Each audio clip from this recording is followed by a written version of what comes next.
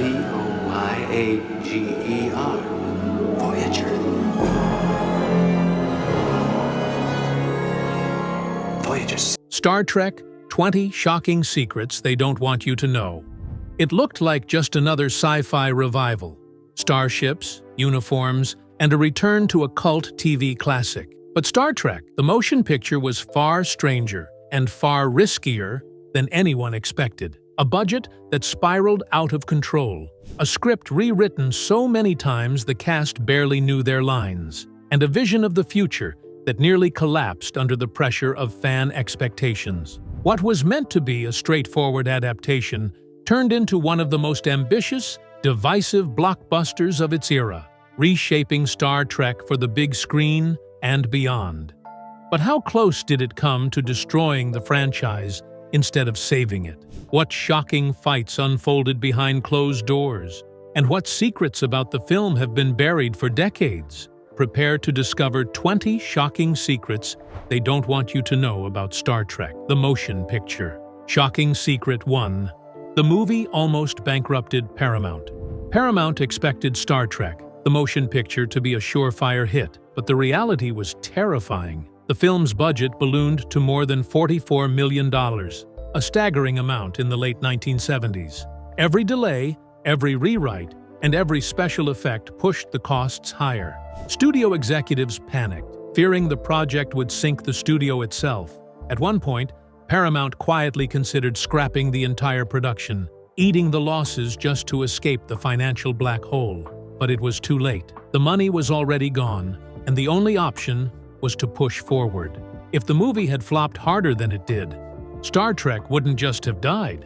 It could have dragged Paramount down with it. Paramount feared Star Trek, the motion picture, would sink the studio, with its $44 million budget nearly bankrupting them. Shocking Secret 2. The original plan was a TV reboot, not a film. Few fans realized the motion picture wasn't even supposed to exist.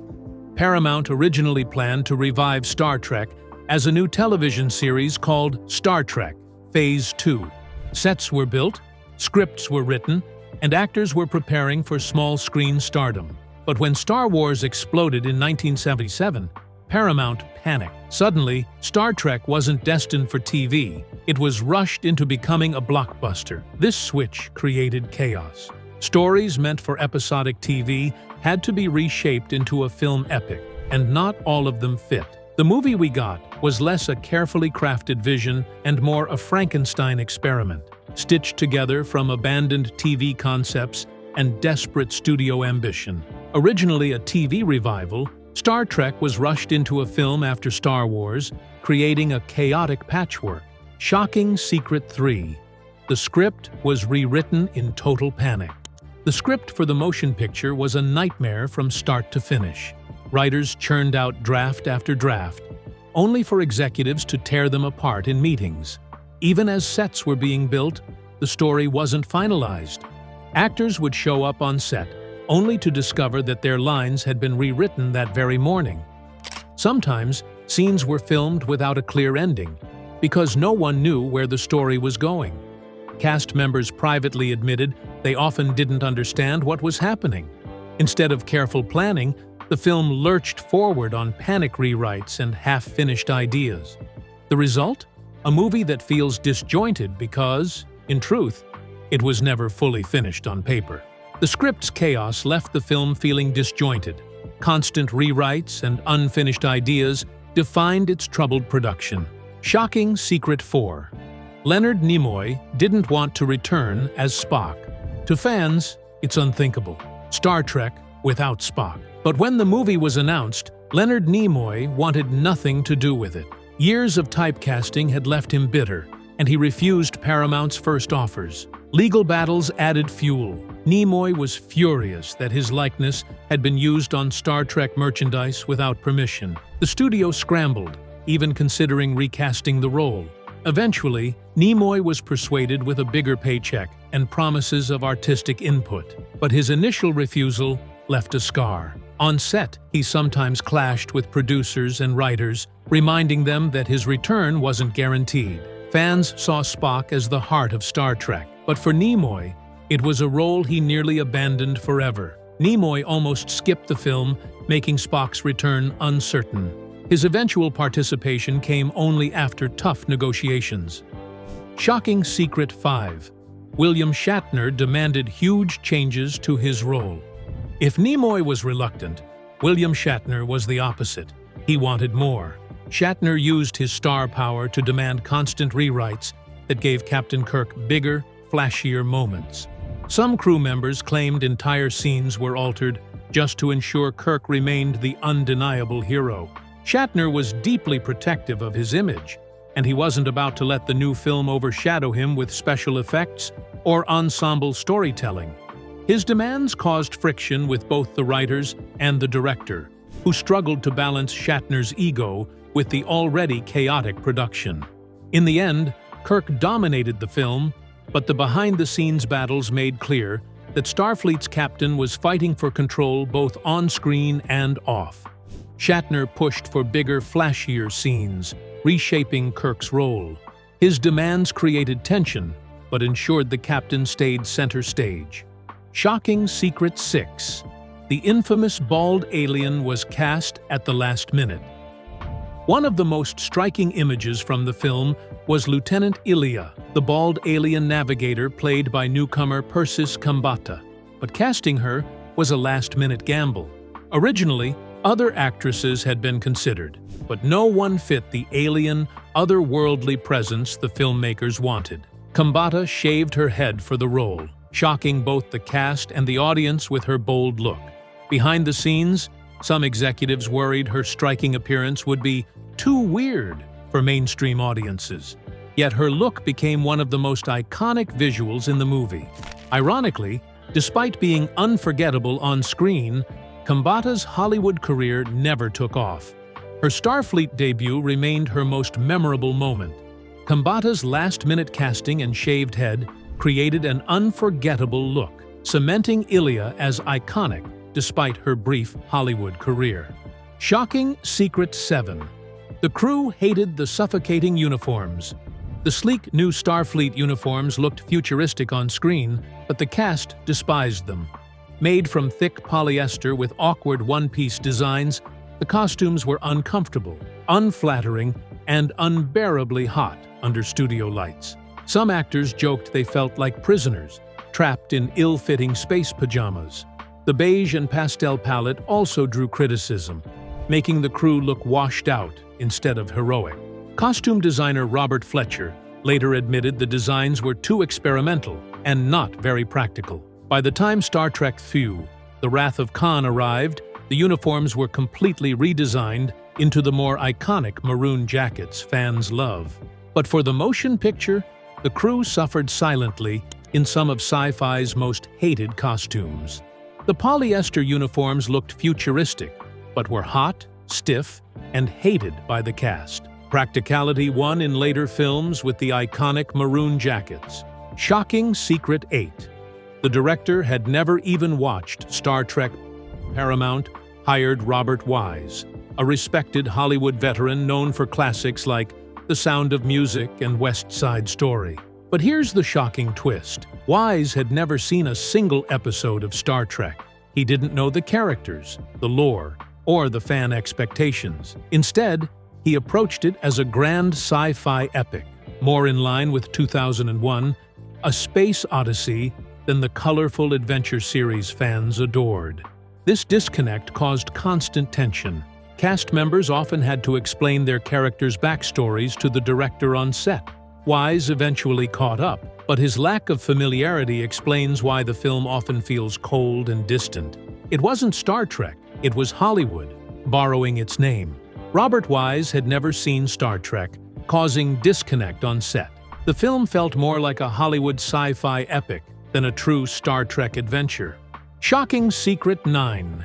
Gene Roddenberry was forced out of his own franchise.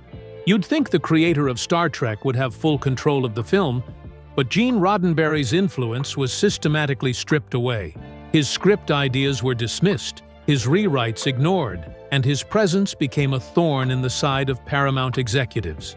They accused him of being too idealistic, too stubborn, and unwilling to compromise. At one point, Roddenberry was effectively sidelined, watching from the sidelines as others reshaped his vision. By the sequel, Wrath of Khan, he had been pushed into a ceremonial role with little real power. Fans saw Roddenberry as the heart of the franchise, but behind the scenes, Hollywood had already exiled him from his own creation. Gene Roddenberry was sidelined, losing control of his own creation. Paramount reshaped Star Trek without his input, diminishing his influence entirely. Shocking Secret 10. The special effects nearly sank the entire production. Special effects were supposed to be the crown jewel of the motion picture, but instead, they nearly destroyed it. The original effects company hired for the project fell hopelessly behind schedule, wasting millions of dollars on unusable footage. With the film's release date looming, Paramount scrambled to bring in Douglas Trumbull, the legendary effects wizard from 2001, A Space Odyssey. He and his team worked around the clock, racing to salvage the visuals in time. Some shots were delivered just days before the premiere, barely tested. The chaos explains why the film feels visually inconsistent. Some sequences look groundbreaking, while others feel rushed. The Enterprise looked stunning, but the cost was a production in near-total meltdown. The special effects nearly ruined the film, with last-minute fixes barely saving it. The visuals impressed, but the production teetered on collapse. Shocking Secret 11. Leonard Nimoy didn't want to return. As Spock fans may not believe it, but Leonard Nimoy initially refused to reprise his role as Spock. Years of typecasting and frustration had left him bitter toward the franchise. He even sued Paramount over merchandise rights tied to his likeness. The studio scrambled, terrified at the idea of a Star Trek film without Spock. Eventually, Paramount made him a lucrative offer, including financial concessions and promises of more creative input. Nimoy reluctantly agreed, but his skepticism lingered throughout production. Ironically, his performance became one of the highlights of the movie, giving Spock a haunting emotional arc. What nearly ended in a legal feud instead produced one of Spock's most memorable cinematic appearances. Nimoy almost walked away, but stayed after a big offer. His performance became one of Spock's most memorable moments. Shocking Secret 12. William Shatner constantly fought the script. William Shatner had always clashed with producers over Captain Kirk's portrayal, and the motion picture was no exception. He complained that Kirk's role was too passive, that the dialogue lacked spark, and that the character felt diminished compared to his TV counterpart. Shatner even submitted his own rewrites, often clashing with Gene Roddenberry and director Robert Wise. The tension grew so intense that some crew members joked the real drama wasn't on screen, but behind it. Shatner's determination to keep Kirk front and center did shape some of the final edits, though. Without his stubborn push, the captain might have been overshadowed in his own movie. Love him or hate him, Shatner made Kirk unforgettable. Shatner fought for Kirk's prominence, constantly rewriting and clashing on set. His persistence kept the captain at the center of the story. Shocking Secret 13. The infamous V'ger twist came from a cheap idea. The movie's big mystery revolves around the alien entity V'ger. But here's the shocking part. The twist ending was born out of budget constraints. The writers needed a villain that could be both cosmic and affordable to portray. Instead of a massive alien fleet, they created a single mysterious probe. Then came the infamous revelation: V'ger was actually NASA's Voyager 6, reborn through alien technology. While fans debated whether the payoff was genius or underwhelming, it was undeniably cost-effective. What looked like a bold philosophical twist was really Hollywood frugality at work. Still, the concept left a lasting mark, showing how one cheap idea could spark one of the most divisive plotlines in Star Trek history. The V'ger twist was a cost-saving measure, turning Voyager 6 into the cosmic villain. Cheap but unforgettable. Shocking Secret 14. The film nearly got an X rating. Believe it or not, Star Trek, the motion picture, nearly earned an X rating, not for violence, but for its psychedelic visuals. The sequence where Spock mind melds with V'ger was originally designed with surreal imagery that censors considered too intense and potentially disturbing for younger audiences. Early test screenings left viewers unsettled, with some describing the imagery as hallucinatory nightmare fuel. Paramount panicked and ordered cuts to tone down the sequence, fearing it would alienate families. What remained was still trippy, but just tame enough for a PG rating. Ironically, a film remembered as slow and boring almost became infamous as one of the most visually disturbing sci-fi blockbusters of its era. The mind meld scene almost earned an X rating for its trippy visuals. Cuts tamed it, but the psychedelic impact remains. Shocking Secret 15. The budget was so bloated, Paramount almost shut it down. The final budget for the motion picture ballooned to over $40 million, astronomical for 1979.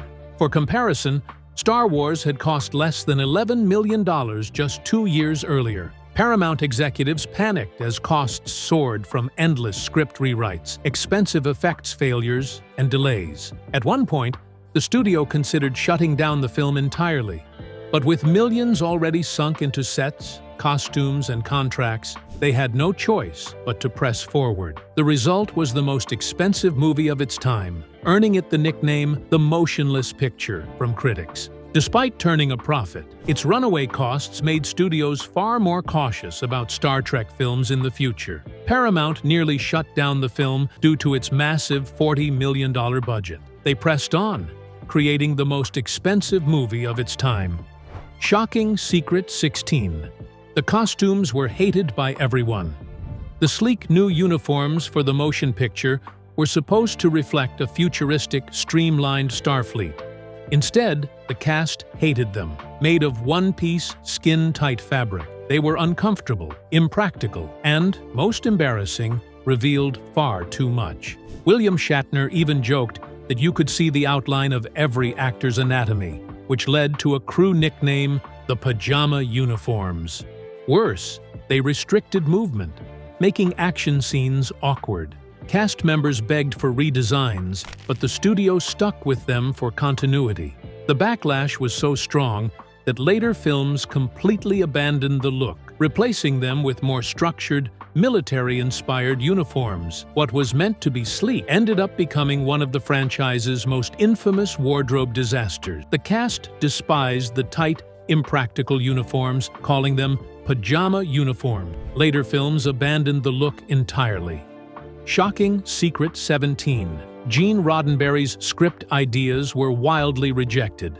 Gene Roddenberry, the creator of Star Trek, wanted full creative control, but Paramount didn't trust him. His early drafts for the motion picture included bizarre ideas like Captain Kirk seducing a younger crew member and Spock being replaced by an illegitimate half-brother. The studio thought his concepts were too controversial and even borderline offensive. Roddenberry clashed constantly with the producers and was eventually sidelined from daily creative decisions. He remained executive consultant in name but had little power. Fans often assume the movie was his grand vision, but in reality, it was shaped mostly by the studio and director Robert Wise. Roddenberry never forgave Paramount, and his bitterness colored his relationship with the franchise for years. Paramount rejected Roddenberry's wild ideas, sidelining him from real control. The film was shaped mostly by the studio, not its creator. Shocking Secret 18. Special effects bankrupted the schedule. The visual effects of the motion picture were groundbreaking, but nearly destroyed the production. The original effects company hired couldn't deliver, producing subpar footage after months of work. With deadlines looming, Paramount fired them and brought in Douglas Trumbull, the genius behind 2001, A Space Odyssey. Trumbull's team worked around the clock, literally sleeping in the studio to finish the film on time. Even then, many shots were rushed to theaters unfinished, which explains why some scenes look inconsistent.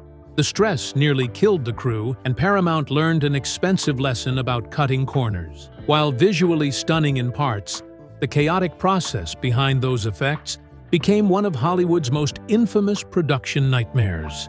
The visual effects almost sank the production, with rushed shots and non-stop chaos. Trumbull's team saved the film, but the process nearly broke the schedule. Shocking Secret 19. A TV series almost replaced the movie before committing to a feature film. Paramount had planned a television revival called Star Trek Phase 2.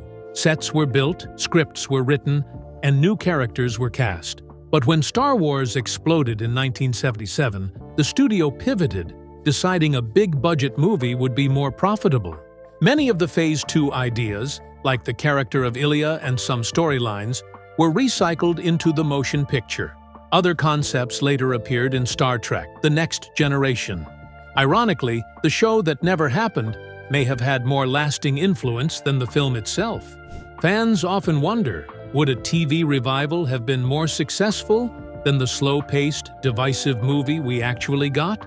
Paramount scrapped the TV revival for a movie, recycling Phase 2 ideas into the motion picture. Ironically, the unmade series influenced Star Trek more than the film itself. Shocking secret. 20. The premiere print wasn't even finished. Incredibly, the version of the motion picture shown at its premiere was unfinished.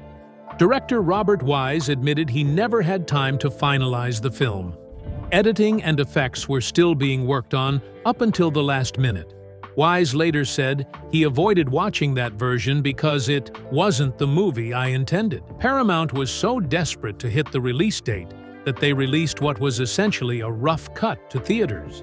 Years later, Wise revisited the film for a director's cut, adding missing effects and trimming scenes to create a more polished vision. For decades, fans debated which version was canon, but the truth is shocking. The film that audiences first saw was incomplete. The motion picture premiered with an unfinished rough cut, rushed to meet deadlines. Wise later refined it in a director's cut, leaving fans to debate which version counts. Star Trek. The motion picture wasn't just science fiction. It was a gamble, an experiment in ambition and spectacle that nearly collapsed under its own weight. But its survival turned it into something greater, the rebirth of a universe that still thrives decades later. Maybe that's why it never leaves us, because it proves that even failure can ignite legends. If this uncovered a side of Star Trek you didn't know, share your favorite shocking secret in the comments. And make sure to like and subscribe for more untold stories from the films that refuse to die. Remember, the voyage never truly ends.